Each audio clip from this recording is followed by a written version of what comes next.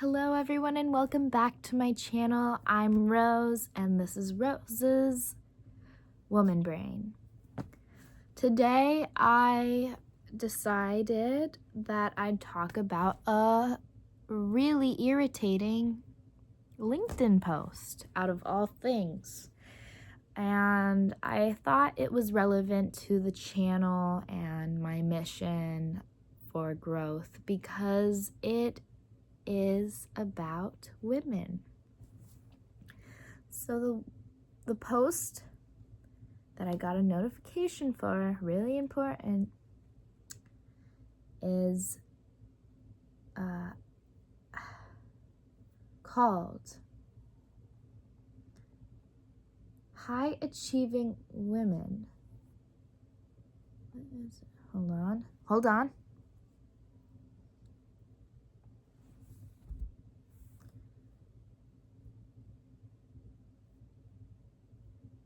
We're doing things candid here, and as time progresses, I'll get better. Stay tuned for the growth. You grow, I grow, we all grow.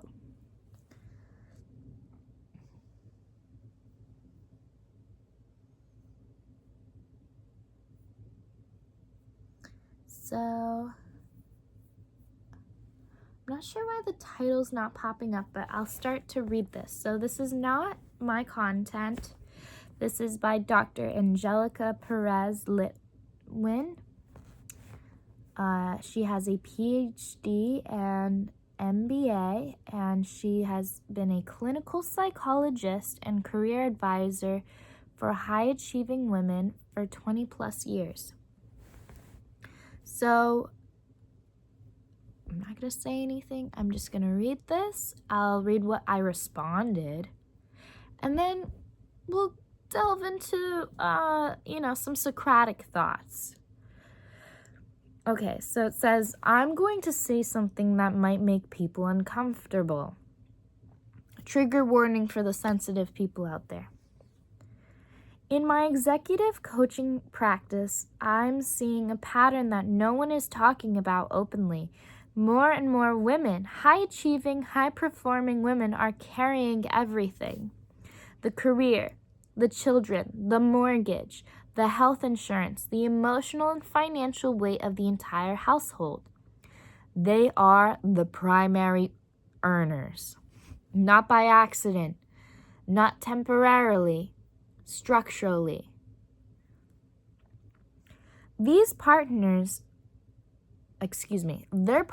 are either unemployed or not working, and these women can't slow down because everything depends on them.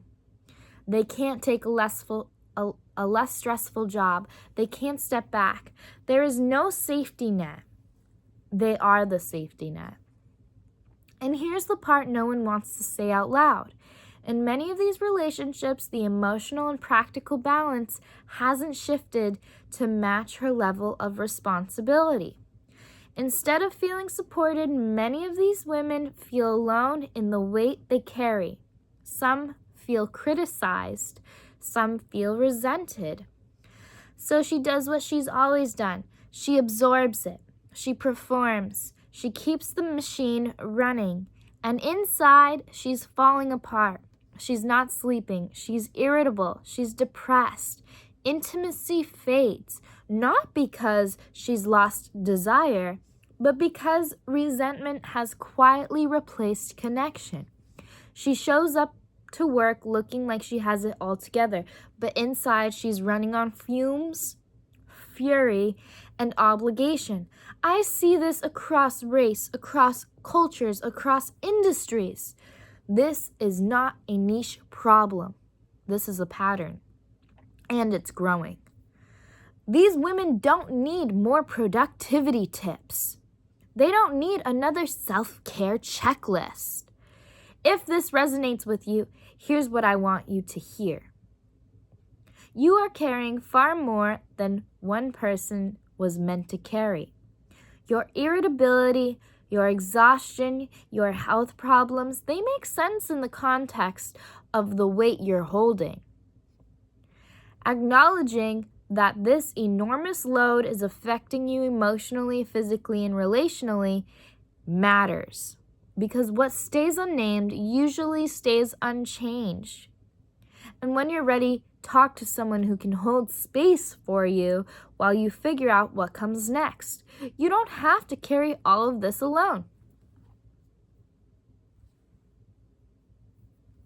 So that was the post, and it has 106 likes and 32 comments with 9 reposts. So a good number of activity on there. And this is what I wrote.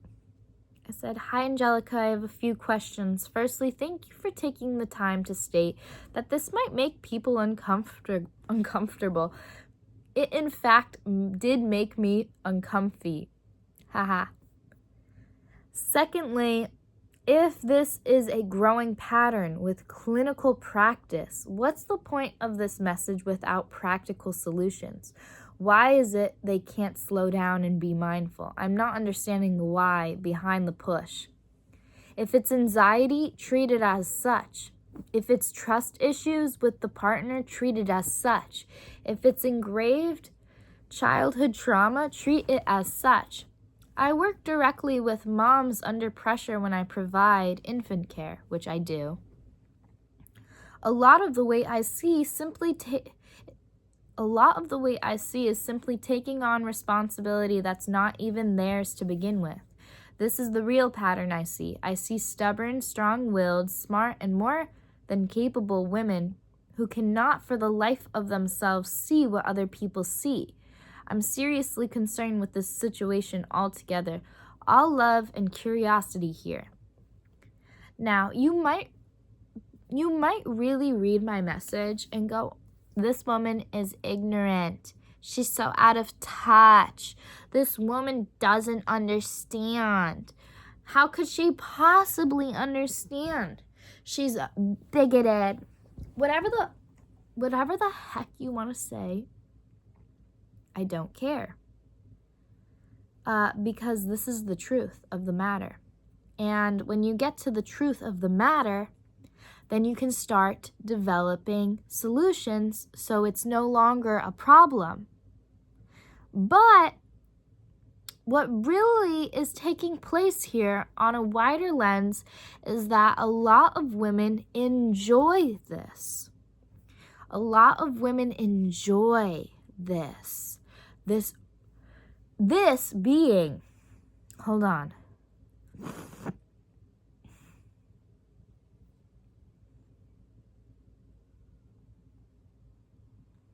This being dependence on them. This being not taking the less stressful job, not taking the step back, being the safety net and not having a safety net.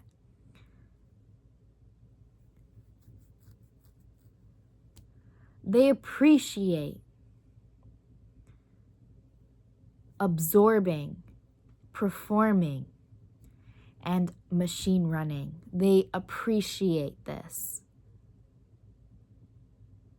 This is not just the classic survival brain we're talking about here. When women are in a state of anxiety, really our response needs to be emotional, or else something is critically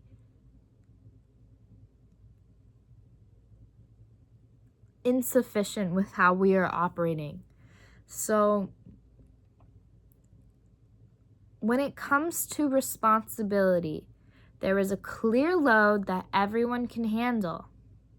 And it's actually quite practical to say that women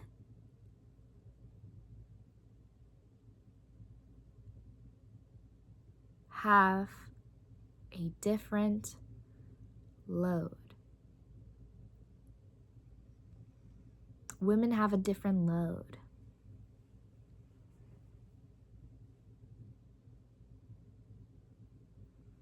They do. It's okay to be a woman. It's okay to be a woman. We are not perfect beings, and we cannot be perfect beings. We are human beings that are imperfect, and perhaps through radical acceptance, we can find the pathway of practical growth within our lives by accepting our conditions as self-perpetrating, self-destructive, and really and classically a self-destructive and self-perpetrating person is going to be running on fumes, irritation, agitation, resentment, obligation, fury. These are not healthy, and there needs to be a whole rewiring that's supposed to take place. There needs to be actionable steps to take that come from your heart, because when you're running as a machine, you are running from your most operative, mind drenching place, which is the lizard brain. This is the lizard brain.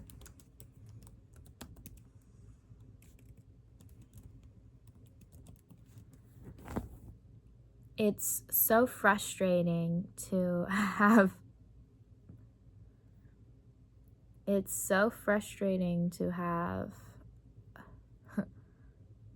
like, they literally call it the lizard brain. It's a thing. I'm not making this up.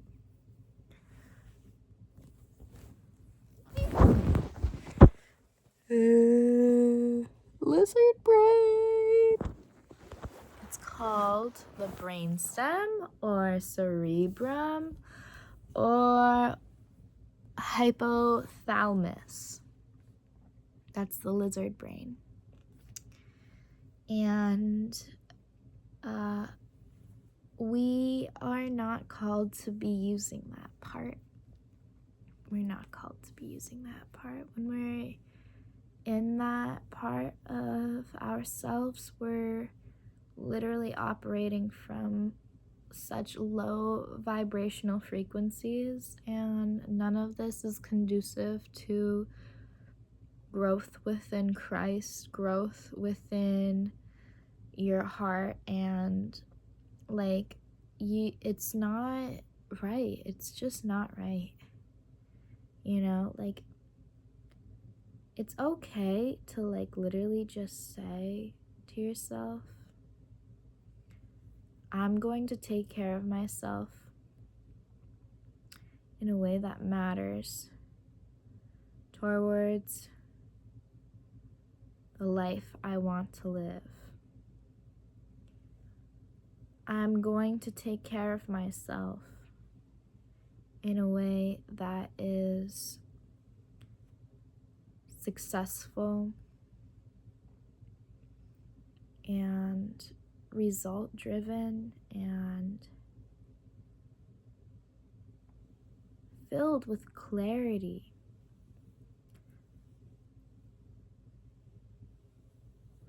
I think the number one thing that scares a lot of women is what's on the other side for me, what's on the other side.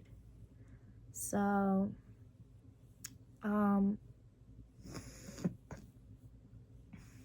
all day today I was hanging out with my little buddy. This is my little buddy. And all day today I have been relaxing for the most part. Went to the gym this morning. And I read, and I did my Duolingo, and I drank my water, and I ate some bread. And I'm accepting that I have the winter blues right now. I'm accepting that for myself. I was not born and raised in New England in the snow, and still to this day I have to be mindful towards the fact that I'm not attuned to this environment, and that's okay. So, as I'm reading today, I'm learning about my faith, and I'm learning about what intricacies there are in the field of discernment, and really what that means is like how's my life going to be in a few months, and what can I do to strengthen my mind towards the battles I will endure in the future. And I've been reading this book. It's called The Screwtape Letters by C.S. Lewis, and it's a lovely book. And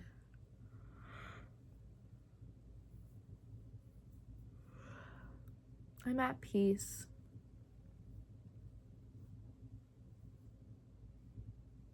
I'm at peace with myself. I'm at peace with the fact that, for the most part, I live a life that on paper is lazy. And I'm so ecstatic about this life. I'm so happy I get to live this life. I used to be one of the women that was way out of my capacity for realistic expectations for me.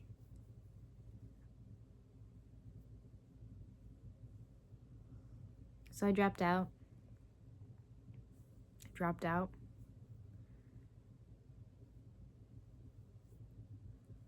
I started taking care of babies.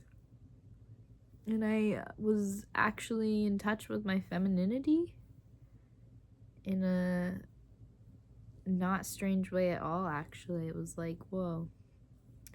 I am a smart woman. I am capable. I am high achieving. I am rich. I am amazing. And I'm beautiful. And I'm worthy of love. And I'm worthy of luxury and elegance. And I came to this conclusion by wiping babies' butts. And there was this one time I went to a Bible study, and I was so tired. I was like, oh my goodness, I don't want to go. But my faith has been the bedrock of why I do the things I do. So, had to pay back, obviously. Went to this Bible study, and this girl, she's just like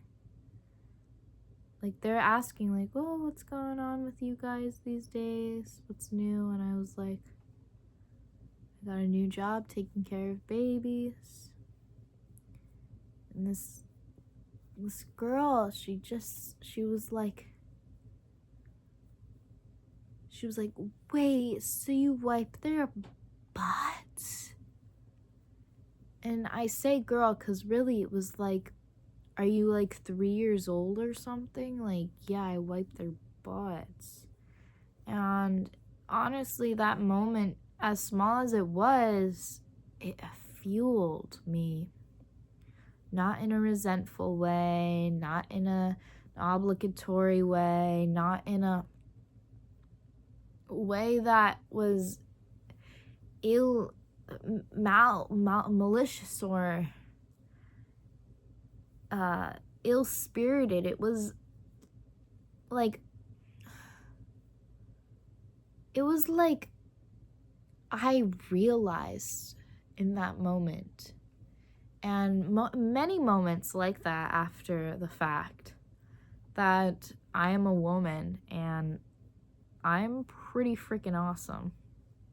And so depriving my worth from actionable, fruitful conditions was really the best decision I've made for my life, and I'm not going back. And I'm just saying this as a personal testimony, but I really feel for a lot of those resentful women, because my threshold, like literally, like I see privilege from my mouth and tongue, but my threshold for for being the quote unquote girl boss, whatever, like that was like literally so low. So like the fact that these women are doing as much as they are, like, yes, go off. Your efforts are amazing. Imagine how much you could do with the right spirit. Imagine how much you could do with the right spirit just by your presence alone. Like, imagine if we were like really just like worthy based on our presence alone. You know? Like the fact that we are like lifeful beings that are made to see and smell and hear. Like, imagine. And this is not to like get all delusional, because it's actually possible. Idealism with Christ is actual reality, and it's called the ultimate reality. And it's possible. It takes time to reconstruct your brain and rewire, and you need to have lots and lots of patience for yourself as a blooming flower in the world. But in order to be a blooming flower in the world, you must plant the seeds. So I hope you enjoyed this video. God bless your immaculate souls, and I will be praying for my viewers, and I hope that you are one of them that sticks around to see the growth. Say bye, buddy. Bye, buddy. Wait, what? All right, bye.